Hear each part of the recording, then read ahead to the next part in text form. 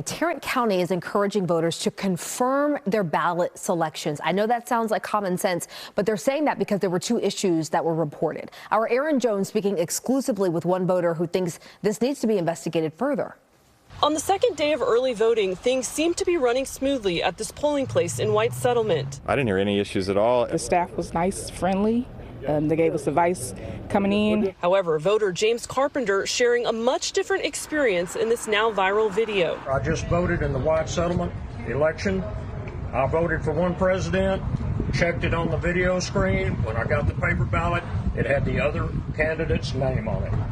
We caught up with Carpenter, who says the candidate listed was Vice President Kamala Harris. Well, I was not happy. I went to talk to the lady that was controlling the polling place. She said, well, all I can do is give you another ballot. He says he tried to alert other voters around him. That particular polling machine should have been shut down and examined right then, but they continue to let people use it. I don't know how many votes went through that were not correct. And I think that's sad. I think that's really sad. Good afternoon, Tarrant County voters.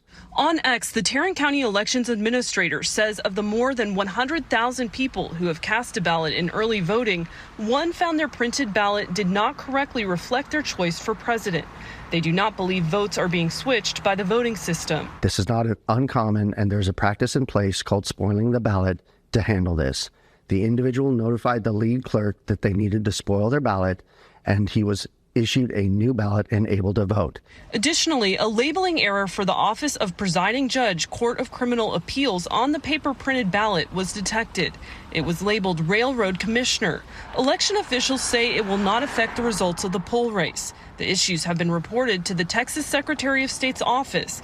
Election officials now encouraging voters to confirm their selections on the physical paper ballot before placing it into the scanner to be counted. I didn't press the wrong candidate.